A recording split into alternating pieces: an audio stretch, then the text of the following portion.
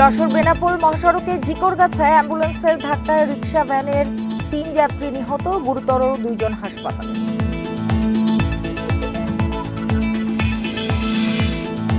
সুনামগঞ্জে সড়ক থেকে পুলিশকে তুলে নেয়ার অভিযোগ, ধাওয়া দিয়ে ট্রাক জব্দের পর উদ্ধার, আটক ২।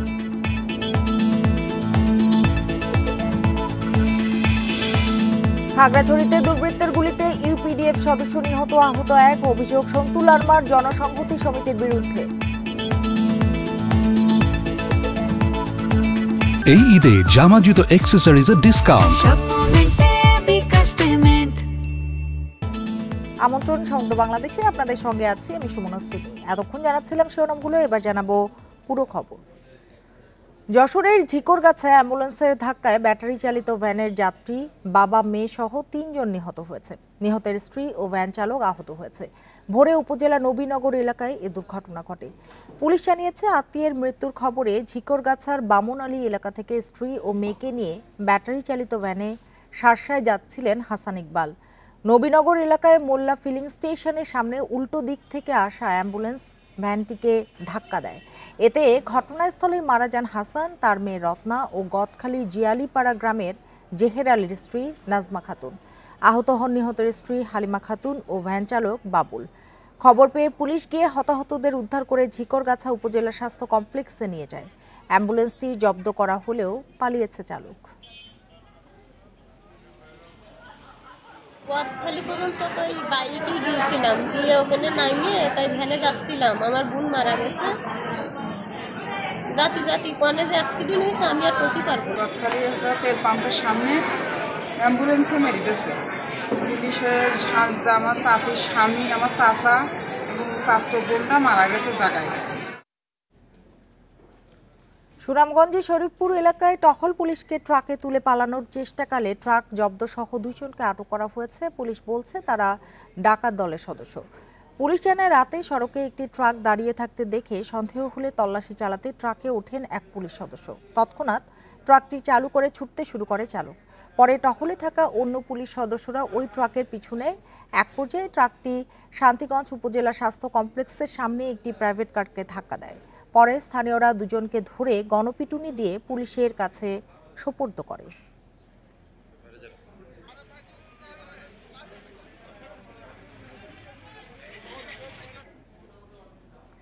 খাগড়াছড়িতে মাটিরাঙ্গায় দুর্বৃত্তদের গুলিতে ইউপিডিএফ সদস্য সুবি ত্রিপুরা নিহত হয়েছেন।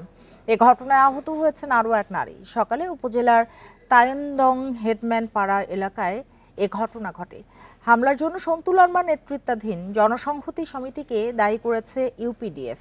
ইউপিডিএফের জেলা সংগঠক অঙ্গ বার্মা জানান, সকালে সুবীর ত্রিপুরার উপর হামলা চালায় দুর্বৃত্তরা। এতে ঘটনাস্থলে মারা যায় সুবীর ত্রিপুরা, গুরুতর আহত হন সুবীরের বোন তারাবতী। এ ঘটনায় সন্তু লারমা জেএসএসকে দায়ী করেছেন। হামলার ঘটনায় সত্যতা নিশ্চিত করেছেন মাটিরাঙ্গা থানার ওসি তৌফিকুল ইসলাম।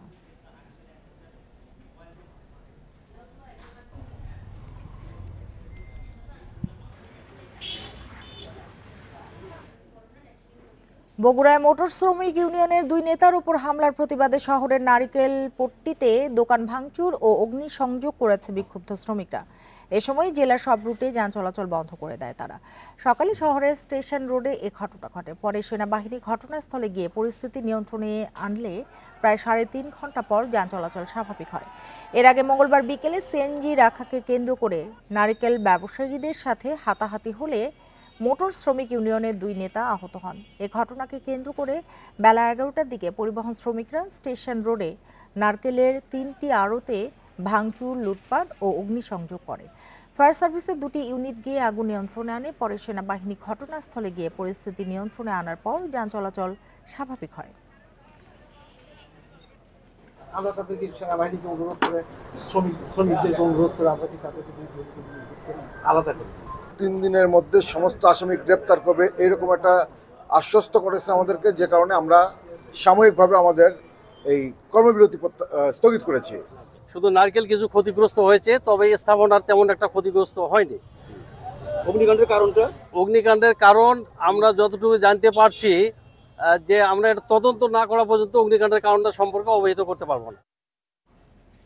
জয়পুরহাটে থানায় হামলার ঘটনায় বিএনপির ২০ নেতাকর্মী সহ ১৫০ শতাধিকের বিরুদ্ধে ২টি মামলা হয়েছে। এছাড়া বিএনপির এক নেতাকে শোকজ করা হয়েছে। মঙ্গলবার রাতে মারধরের ঘটনায় তোফাজ্জলের স্ত্রী বিএনপির ২০ নেতাকর্মীর নাম উল্লেখ করে থানায় মামলা করেন। এছাড়া থানায় হামলার ঘটনায় পুলিশ বাদী হয়ে অজ্ঞাত ১৫০ শতাধিকের বিরুদ্ধে আরও একটি মামলা করে। পুলিশ জানায় জমি রেজিস্ট্রির জন্য তোফাজ্জল সাব রেজিস্ট্রি অফিসে যান। এ সময় তার কাছে চাঁদা দাবি করা হয়। তা দিতে অস্বীকৃতি জানালে তাকে ও তার আত্মীয়কে মারধর করে উপজেলা বিএনপির সাংগঠনিক সম্পাদক মেহেদী আশিক পাপ্পু ও তার লোকজন। খবর পেয়ে পুলিশ ঘটনাস্থলে গিয়ে ৩ জনকে আটক করে থানায় নিয়ে আসে। মারধরের শিকার তোফাজ্জল চাঁদাবাজির জন্য ৯ নম্বর ওয়ার্ড বিএনপির সভাপতি কবির চৌধুরী, উপজেলা বিএনপির সাংগঠনিক সম্পাদক মেহেদী আশিক পার্থ ও তাদের সহযোগীদের দায়ী করেন। এদিকে আটকের খবর পেয়ে ওই ৩ জনকে ছিনিয়ে নিতে থানায় হামলা চালায় শতাধিক মানুষ। এতে পুলিশ সহ আহত হয় ৬ জন। এই ঘটনায় ৫ জনকে গ্রেপ্তার করা হয়েছে। এখানে একটা মামলাতে আপনার জয়নব বেগম যার স্বামীকে মেরেছে উনি মামলা দিয়েছেন।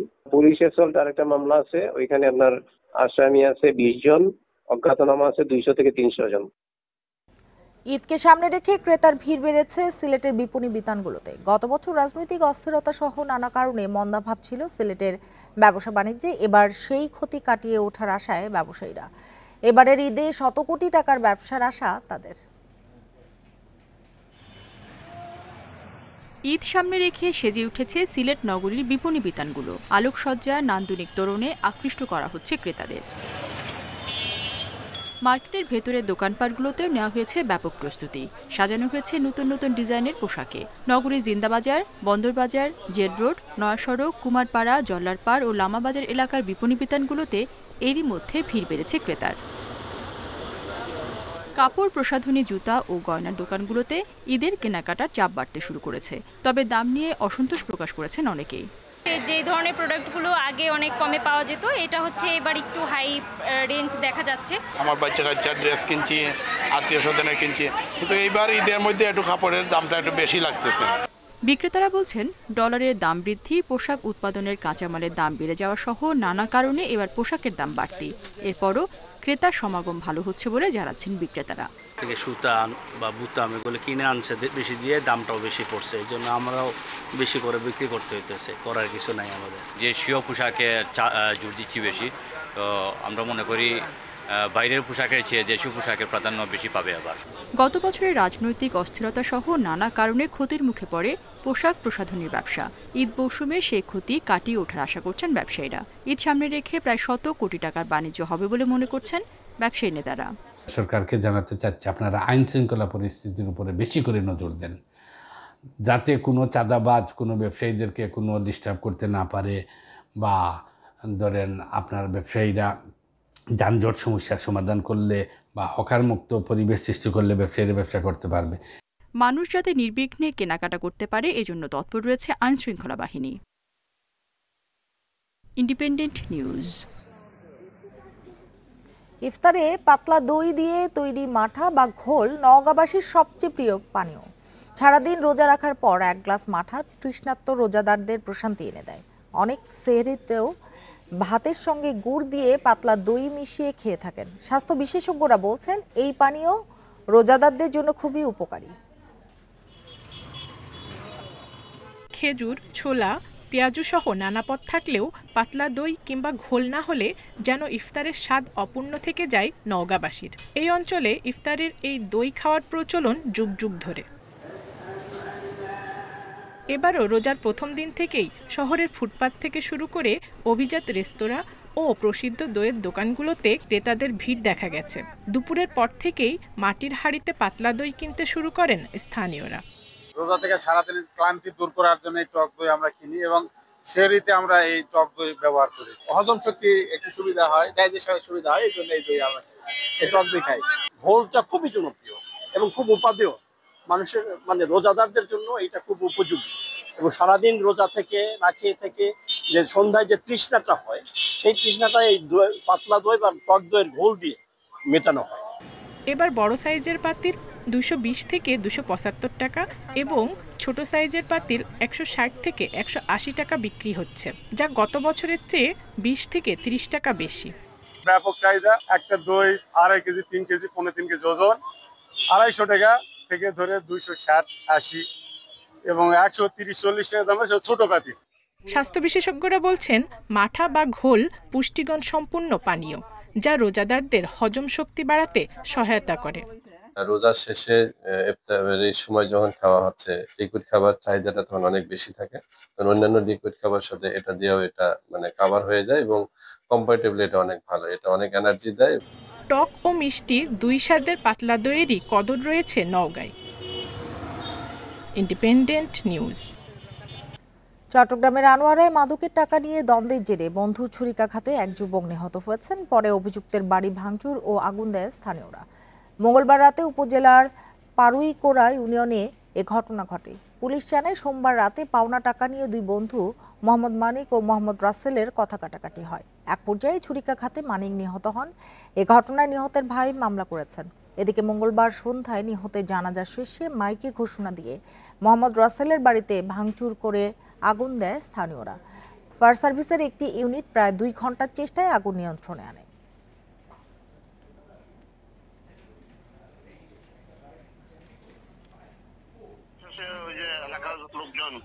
ওই আসামের বাড়িতে আগুন দিয়ে দিচ্ছে, যে হত্যাকারী তার বাড়িতে আগুন দিয়ে দিচ্ছে। দুজনের বিরুদ্ধে মাদক মামলা আছে, খুনের ঘটনা মামলা হয়েছে। এখন পর্যন্ত কোনো অ্যারেস্ট নেই। নরসিংদীর রায়পুরায় গৃহবধূকে ধর্ষণ ও হত্যার হুমকির প্রতিবাদে মানববন্ধন করেছে স্থানীয়রা। সকালে জেলা প্রেস ক্লাবের সামনে এই মানববন্ধন অনুষ্ঠিত হয়। এ সময় অভিযুক্ত ধর্ষক রাকিব মিয়া ও তার 2 সহযোগীকে 24 ঘন্টার মধ্যে গ্রেপ্তারের দাবি জানান বক্তারা। না হলে রায়পুরা থানা সহ জেলা প্রশাসকের কার্যালয় ঘেরাও করার ঘোষণা দেন তারা। গত রোববার রাতে ওই গৃহবধূকে ধর্ষণ ও ভিডিও ধারণ করে অভিযুক্তরা। ঘটনা জানাজানি হলে ভুক্তভোগীকে হত্যার হুমকি দেয় তারা। এদিকে ঢাকার নবাবগঞ্জে 7 বছরের শিশু ধর্ষণের ঘটনার প্রতিবাদে বিক্ষোভ মিছিল করেছে স্থানীয় ছাত্র জনতা। মিছিল শেষে পথসভায় বক্তারা দ্রুত ধর্ষকের ফাঁসির দাবি জানান।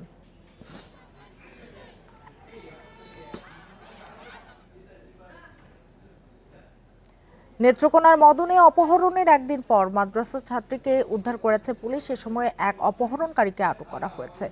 মঙ্গলবার রাতে কেন্দুয়া উপজেলার গোগবাজার এলাকা থেকে তাকে আটক করা হয়। পুলিশ জানায় মাদ্রাসা যাওয়ার পথে ওই ছাত্রীকে উত্ত্যক্ত করত বখাটে আনোয়ার।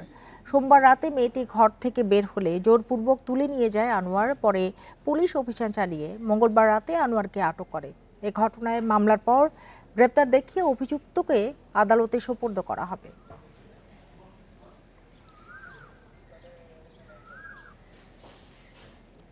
চট্টগ্রামে দেশি কাপড় বিদেশি বলে বিক্রি সহ বিভিন্ন অভিযোগে মেগামার্ট নামে একটি প্রতিষ্ঠানে অভিযান চালিয়েছে ভোক্তা অধিকার সংরক্ষণ অধিদপ্তর।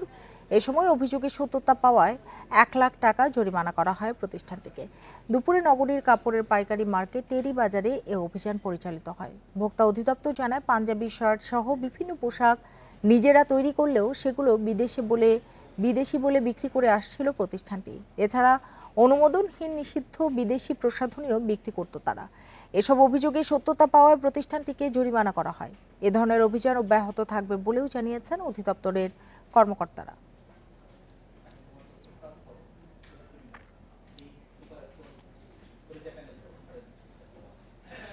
ঈদকে সামনে রেখে নাটোরে পুরনো ভাঙাচোরা এবং বিকল গাড়ি মেরামতের অভিযোগ উঠেছে। ফিটনেসহীন গাড়ি রং করে রাস্তায় নামানোর পরিকল্পনা চলছে বলে দাবি যাত্রীদের। এসব গাড়ি দূরপাল্লা সড়কে চলাচল করলে দুর্ঘটনার আশঙ্কা রয়েছে। তাই ঈদ যাত্রা নিরাপদ করতে নজরদারি বাড়ানোর আহ্বান স্থানীয়দের। দিনরাত কাজ চলছে কারখানায়, দম ফেলার সুযোগ নেই শ্রমিকদের। নাটোরের আরপি রোকেয়া সহ বেশ কয়েকটি কারখানায় চলছে পুরনো বাস মেরামতের কাজ। এবারের ঈদে এ ধরনের অন্তত 61টি বাস সড়কে নামার পরিকল্পনা পরিবহন মালিকদের। পুরনো এসব বাসের কোনোটির রং জ্বলে গেছে, কোনোটির বডি ফেটে গেছে, আবার কোনোটির ইঞ্জিন ও অন্যান্য যন্ত্রাংশের লক্কর ঝক্কর অবস্থা। মালামাল সব ফ্রেশ করে মনে করেন এখন নতুনভাবে কাজকাম করে দিতেছি আমরা এখন, যাতে রোডের সমস্যা না হয়। ইঞ্জিনে টোটাল কাজ করাচ্ছি যাতে ঈদের যানজটে রাস্তায় পড়ে থেকে যাত্রীর দুর্ভোগ না হয়। তবে পুরনো বাস নামানোর বিষয়টি অস্বীকার করেছেন মালিকরা। তাদের দাবি, ঈদ সামনে রেখে ভালো গাড়িগুলোরই সৌন্দর্য বাড়ানো হচ্ছে এখন। ফিটনেসবিহীন লক্কর গাড়ি রোডে চলে, আসলে লক্কর গাড়ি সব না, কিছু গাড়ি রোডে চলতে যায় লক্কর হতে পারে। গোটা বছরের ব্যবসা ঈদের মধ্যে, সেজন্য আমরা নতুন করে রং চং সব যাত্রী যেন আগ্রহী হয় গাড়িতে ওঠার জন্য। যাত্রীদের অভিযোগ, ফিটনেসবিহীন গাড়ির কারণে প্রায় ঘটছে দুর্ঘটনা। এসবের বিরুদ্ধে ব্যবস্থা নেওয়ার কথা জানিয়েছে হাইওয়ে পুলিশ। সড়কের যে গাড়িগুলো নামায় তার ফিটনেস নাই, নতুন রং করে নামিয়ে দেয়, যেটা আসলে এই কারণেই মূলত সড়ক পথে দুর্ঘটনার শিকার হয়। ফিটনেসবিহীন গাড়ি বা ওভার স্পিডের যেগুলো গাড়ি সেগুলো আমরা প্রতিবেশন দিচ্ছি এবং যেগুলো একেবারে চলাচলে অনুপযোগী গাড়ি, এগুলো ধরনের গাড়ি আমরা ড্যাম্পিং করতেছি। ঈদের আগে ও পরে ঢাকাসহ বিভিন্ন জেলায় যাতায়াত করবে নাটোরের প্রায় 400 বাস। Independent news. চাঁদপুর লঞ্চঘাট থেকে 26শে মার্চের পর ফিটনেসবিহীন কোনো লঞ্চ চলাচল করতে পারবে না। এছাড়া বাড়তি ভাড়া আদায় থেকে বিরত থাকার নির্দেশ দেওয়া হয়েছে। ঈদ উল ফিতর উপলক্ষে চাঁদপুর ঢাকা নৌপথে যাত্রীদের নিরাপত্তা নিশ্চিত করতে মত বিনিময় সভায় কথা বলেন জেলা প্রশাসক মোহাম্মদ মহসিন উদ্দিন। দুপুরে চাঁদপুর লঞ্চঘাটে নৌ পুলিশের আয়োজনে লঞ্চ মালিক, শ্রমিক ও সিএনজি চালকদের নিয়ে সভা অনুষ্ঠিত হয়। সভায় বলা হয়, সাদা পোশাকে পুলিশ, সিসি ক্যামেরা এবং প্রতি লঞ্চে 4 জন করে আনসার সদস্য থাকবে। 15 দিন রাতে বাল্ক হেড চলাচল বন্ধ এবং রাতে স্পিড বোট বন্ধ রাখার সিদ্ধান্ত নেওয়া হয়েছে।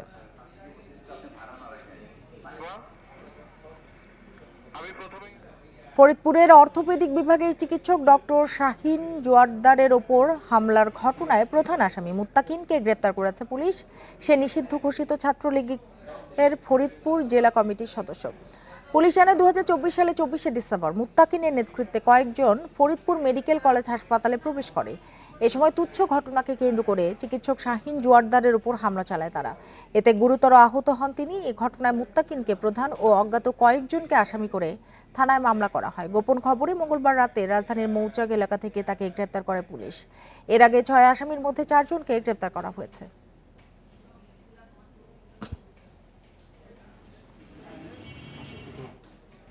শেরপুরে গারো পাহাড়ে অবৈধভাবে বালু উত্তোলনের অভিযোগে 3 জনকে 1 মাসের কারাদণ্ড দিয়েছে ভ্রাম্যমাণ আদালত। মঙ্গলবার সকাল থেকে রাত পর্যন্ত এই অভিযান চালানো হয়। এ সময় নালিতা বাড়িতে অবৈধভাবে বালু উত্তোলনের অভিযোগে তাদের কারাদণ্ড দেওয়া হয়। এছাড়া গারো পাহাড়ে অবৈধভাবে বালু তোলার অভিযোগে 25টি ড্রেজার, 3টি ভেকু, 3টি ট্রাক, 1টি ট্রলি জব্দ করা হয়েছে।